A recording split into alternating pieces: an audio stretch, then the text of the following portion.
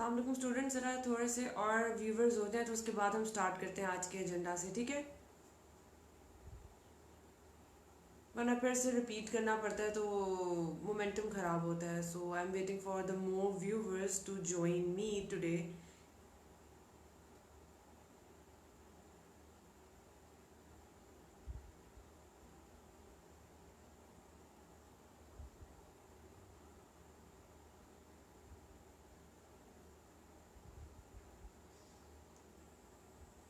Okay, Assalamu alaikum students. My name is Sarah Sajid. I have done my MPhil in political science from GCU, and I've been enrolled in PhD program from GCU in political science. सो आज जो हम लोग यहाँ पे जिस agenda के perspective में जमा हुए हैं तो वो एजेंडा जो है वो हमारा है कि international relations and public administration के हम लोग ऑप्शनल सब्जेक्ट स्टार्ट करवाने वाले हैं. तो उसके बारे में थोड़ा सा नो हाउ और उसके बारे में उसके सिलेबस के बारे में थोड़ा सा नो हाउ के how exactly we should divide the syllabus और सिलेबस में है क्या, ट्रेंडिंग में क्या चल रहा है, why people prefer to opt international law या public administration. Okay, hi Mohammad Salim Habib. अच्छा, उसके साथ साथ मैं आप लोगों के क्वेश्चंस भी देखूंगी और क्वेश्चंस की जो जो आपकी क्वेरीज होंगी I will try my level best to answer all of your queries in today's session. So अब हम पहले बात करते हैं इंटरनेशनल लॉ की कि इंटरनेशनल लॉ के अंदर है क्या. हमारे 3 या 4 फ्रीक्वेंटली आस्क्ड क्वेश्चंस हैं जो स्टूडेंट्स इंटरनेशनल लॉ ऑप्ट करते हैं.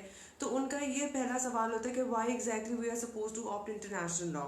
मतलब उस जो लॉ के सेक्शन में क्रिमिनोलॉजी भी है, इंटरनेशनल लॉ है और इसके अलावा कॉन्स्टिट्यूशनल लॉ. ये वो 3 सब्जेक्ट्स हैं जिनकी ट्रेंडिंग बहुत ज़्यादा है, बच्चे बहुत ज़्यादा ऑप्ट करते हैं. सबसे पहले आपकी क्रिमिनोलॉजी है. द थिंग इज दिस कि इस साल क्रिमिनोलॉजी बहुत सारे बच्चों ने ऑप्ट किया है. तो ये चीज़ तो बड़ी वाज़ेह होती है कि जो सब्जेक्ट जितने ज़्यादा बच्चे जो है ऑप्ट करेंगे उतना ज़्यादा वो ट्रेंडिंग में आएगा, उतना ज़्यादा वो हिट लिस्ट में आएगा. सो अब बाकी रह गया कॉन्स्टिट्यूशनल लॉ और इंटरनेशनल लॉ. कॉन्स्टिट्यूशनल लॉ बहुत ड्राई सब्जेक्ट है, नहायत ही ड्राई सब्जेक्ट है. उसके बारे में अगर आप थोड़ा सा ग्रास्प हासिल करने की कोशिश करोगे या उसका सिलेबस एक दफ़ा गो थ्रू करो तो आपको थोड़ा सा आइडिया हो जाएगा कि that is the driest subject you have ever gone through. उसमें फिलोसफर्स हैं, उनकी पोलिटिकल थिंकिंग है और exactly they can like contribute in the development of your society and state. ये ज़्यादातर political science के close है. तो है तो अच्छा, मैंने ये नहीं कहा कि क्रिमिनोलॉजी और जो आपके कॉन्स्टिट्यूशन लॉ है वो वाले सब्जेक्ट जिनको ऑप्ट ही नहीं करना चाहिए. क्यों नहीं करना चाहिए? ऑप्ट करना चाहिए, बट मैं आपको बता रही हूँ कि ट्रेंडिंग में आजकल क्या चल रहा है. Coming towards the topic of international law, अब ये देखा गया है कि पिछले 2-3 सालों से इंटरनेशनल लॉ जो है वो हिट लिस्ट पे है. हिट लिस्ट का मतलब ये होता है कि आपका जो इंटरनेशनल लॉ है वो ज़्यादातर बच्चे, अब होता क्या था कि इतना इजी पास्ट ईयर्स में अगर आप देखो तो पास्ट पेपर्स का अगर आप गो थ्रू करो तो पिछले 2 सालों के अलावा बाकी जितने भी ईयर्स हो चुके हुए हैं, हाँ, इंटरनेशनल लॉ की मैं बुक अभी मेंशन करती हूँ. स्टार्क की, जे स्टार्क की बुक बहुत अच्छी है और एक और लोकल ऑथर है, मुझे उनकी बुक भी बहुत अच्छी लगती है. तो ये 2 बुक्स आपके लिए आई थिंक सो जो प्रिलिमिनरी स्टेजेस पे हैं, जिनकी बेसिक्स अभी जो है वो उन्होंने स्टार्ट करनी है, तो उनके लिए that is very very very informative and helpful books. तो हम बात करते हैं इंटरनेशनल लॉ की. तो इंटरनेशनल लॉ के जो बाकी ये जो पिछले 2 सालों के अलावा बाकी पेपर्स देखोगे आप लोग तो आपको इसमें एक चीज़ का अंदाज़ा होगा कि बहुत ही इजी पेपर था और बच्चे ज़्यादातर जिसको देखो वो इंटरनेशनल लॉ जो है वो ऑप्ट कर रहा था. वो क्यों कर रहे थे कि जी ये हिट लिस्ट पे नहीं आया हुआ, स्कोरिंग है, बच्चे 70 मार्क्स जो है वो ले रहे हैं, तो हम लोगों को ये ऑप्ट करना चाहिए. फिर पिछले 2 साल की ट्रेंडिंग देखे तो बहुत ज़्यादा डिस्करेज किया गया इस चीज़ को कि एग्जामिनर ने बहुत ज़्यादा इस चीज़ को मतलब लाइक बहुत नंबर काटे, बहुत ज़्यादा बच्चों को फेल किया. बच्चे बड़े डिस्करेज हुए कि ये तो कोई बात नहीं होती कि हम लोगों को फेल करते हैं. But the thing is this कि ये भी तो देखो, जिस तरह अब जो क्रिमिनोलॉजी के अंदर हम ट्रेंडिंग देख रहे हैं कि हर कोई एवरीवन इज ऑप्टिंग क्रिमिनोलॉजी, उन दिनों में जो आपका इंटरनेशनल लॉ था वो क्रिमिनोलॉजी की तरह काम कर रहा था, हर कोई उसको ऑप्ट कर रहा था. सो अब इसके इंटरनेशनल लॉ के चांसेस जो कि क्योंकि इस साल भी क्रिमिनोलॉजी, जिस तरह मैंने आप लोगों को पहले बताया कि क्रिमिनोलॉजी काफ़ी ज़्यादा बच्चे जो है वो रख रहे हैं स्टिल. तो ये international law is on the safer side, prediction तो यही है. अच्छा, इसके सिलेबस में क्या क्या है? इसके सिलेबस के अंदर जो है वो आपके डिफरेंट टॉपिक्स हैं, जिसके अंदर आपका कॉन्फ्लिक्ट मैनेजमेंट से रिलेटेड है चीज़ें के how exactly we are suppose to defuse the tension, nationality को लेके चीज़ें हैं, ठीक है, सिक एंड वुंडेड और वॉर जोन के अंदर किस तरीके से वी हैव टू बिहेव, क्या रूल्स एंड रेगुलेशंस है, क्योंकि देखिए जिंदगी के अंदर अगर रूल्स एंड रेगुलेशंस है तो एक वॉर के अंदर भी रूल्स एंड रेगुलेशन है, जैसे आप सिविलियन एरियाज को टारगेट नहीं कर सकते हो, it is mentioned in international law, but हम लोग कर देते हैं समटाइम्स, क्योंकि हम लोगों को डेफिनेटली वॉर लाइक सिचुएशन में आपको नहीं पता होता है कि क्या चीज़ें हो रही हैं, तो सिक एंड वूंडेड के भी अलग राइट्स है, जो कि इंटरनेशनल लॉ जो है वो जिनेवा कन्वेंशन के परस्पेक्टिव में 1949 के अंदर ये चीज़ों को काफ़ी वाज़े तौर पे पेश करता है। तो इसके अलावा आपके जो जुरिस्डिक्शंस हैं वो है, जिस तरह लास्ट ईयर जो है वो जुरिस्डिक्शन से रिलेटेड क्वेश्चन आया हुआ था, वो ये क्वेश्चन था जुरिस्डिक्शन से रिलेटेड कि आप ये बताएं कि जी जुरिस्डिक्शन का कॉन्सेप्ट क्या है और ये जुरिस्डिक्शन होती क्या है, तो इससे रिलेटेड क्वेश्चन आ गया था। तो अब बताने का मकसद ये है कि आपकी नेशनैलिटी, आपके कॉन्फ्लिक्ट मैनेजमेंट टेक्निक्स, आपके इंटरनेशनल लॉ की डेफिनेशन, स्कोप, और ये तो डेफिनेशन और स्कोप से तो ज़रूर एक सवाल आ रहा होता है, difference between the municipal law, difference between the municipal law and the international law, ठीक है। उसके अलावा इसके sources of international law, United nation के चार्टर से रिलेटेड 2000 कलेक्टिव सिक्योरिटी के क्वेश्चन जो है वो आपसे पूछ लिए जाते हैं। नहीं वो क्या चीज़ें हैं, नहीं वो तमाम वो चीज़ें हैं जो कि आपका फ्रीक्वेंटली आस्क्ड क्वेश्चन है और आपके सिलेबस से इंटरलिंक करते हैं। अच्छा, अब उसके बाद जो है वो पेपर अटेम्प्ट करने की टेक्निक पे we are going to have our another session, जिसपे हम टोटली इस बारे में बात करेंगे। अभी जो हम बात करेंगे वो इसके सिलेबस आउटलाइन की बात करेंगे। अगर हम सिलेबस को ओवरऑल देखें तो काफ़ी कंसाइज है as compare to constitutional law और क्रिमिनोलॉजी का। अगर हम देखें जिन्होंने पहली पहली दफ़ा क्रिमिनोलॉजी ऑप्ट किया होता है तो उनके लिए बहुत ज़्यादा अचंभे की बात होती है कि क्रिमिनोलॉजी में तो अच्छा ये इतना बड़ा डाइवर्स सब्जेक्ट है, तो how exactly we are going to take care of the diverse subject. अच्छा, मेरे पास एक और क्वेश्चन आया, तो first I have to read that question, then I get back to you guys. Which is better, international relations और international law? बेटा अगर इन दोनों का कॉम्बिनेशन कर लो ना तो सीएसएस में बहुत आसानी है, बहुत आसानी है। If you are going to if you going to opt international law with international relations, because international relations के अंदर एक सेपरेट टॉपिक है इंटरनेशनल लॉ का। हाँ वो एक टॉपिक है, इतना डाइवर्स उन्होंने जंप इन नहीं किया हुआ, लेकिन इंटरनेशनल लॉ से भी रिलेटेड इंटरनेशनल रिलेशंस में वी हैव सीन कि दे have asked questions, so they can ask definitely different question. तो अगर इन दोनों का तुम कॉम्बिनेशन बनाते हो तो दैट इज़ हाईली रिकमेंडेबल।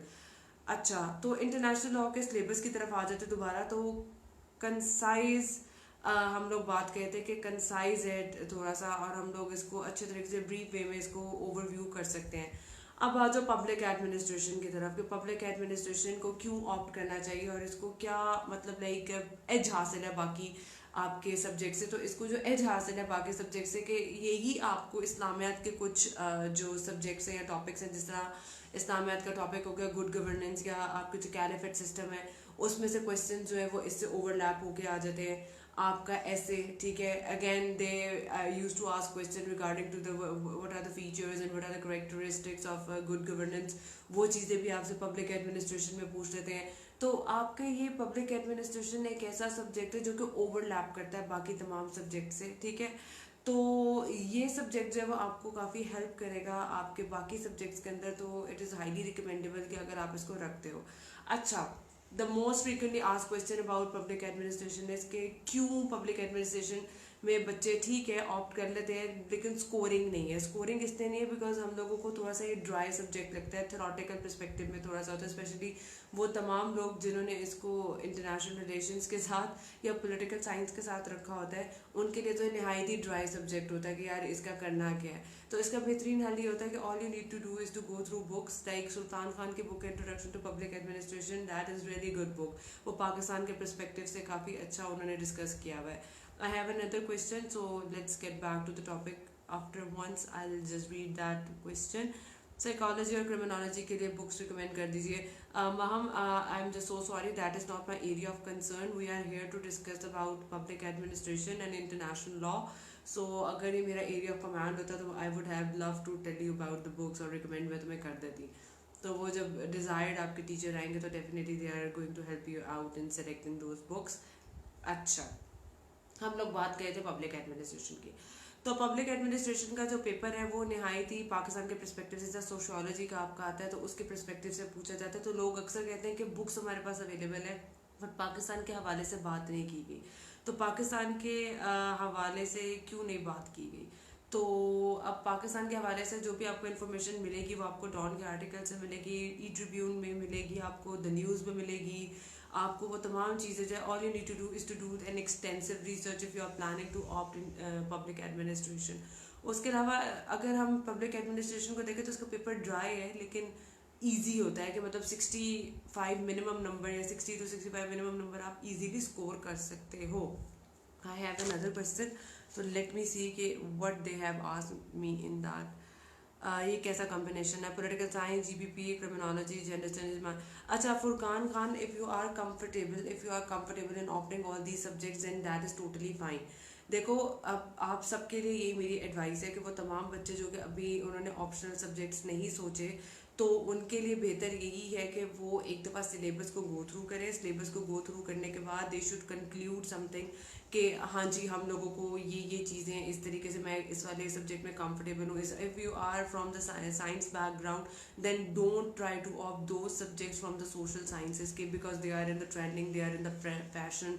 अपना फैशन की जगह पे अपने आप को जो है वो लाइक इस चीज़ के ऊपर ना ले आना कि तुम लोग फेल ही हो जाओ। तो बेहतर यही है कि जो तुम लोगों की बेसिक डिग्री है, ट्राई टू फाइंड और लोकेट ऑल दो सब्जेक्ट्स जिसके अंदर तुम लोग एक्सेल कर सकते हो, जिसके अंदर तुम कंफर्टेबली पढ़ सकते हो।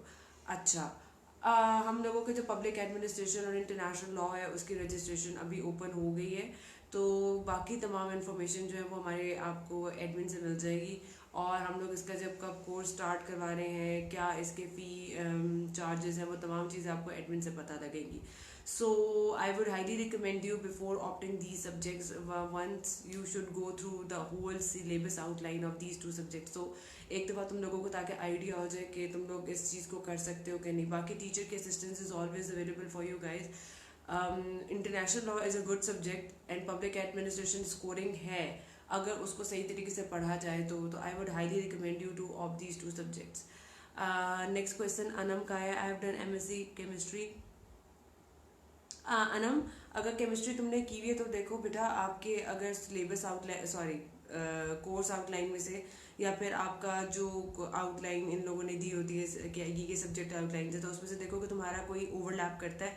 अगर उस ओवरलैप करने के अलावा भी मार्जिन बच रहा है ऑप्शनल रखने का तो go for the sociology, go for the public ad. ठीक है, पब्लिक एड मैंने बताया कि ड्राई है बट स्कोरिंग है। Shams Ahmed ma'am, international law में आर्टिकल 30 एक्सप्लेन कर दे। शम्स अहमद फॉर श्योर, ये आपके सोर्सेज ऑफ इंटरनेशनल लॉ है कि एक ICJ ने 38 आर्टिकल में जो है वो आपका क्या क्या जिक्र किया हुआ है। 38 आर्टिकल बेसिकली आपके इंटरनेशनल लॉ के सोर्सेज ऑफ इंटरनेशनल लॉ है कि वो कौन से सोर्सेज है जिसकी बेसिस पे आपका जो है वो इंटरनेशनल लॉ बना है, वो कौन से इंग्रेडिएंट है जिससे आपके इंटरनेशनल लॉ की बिरयानी बनी है।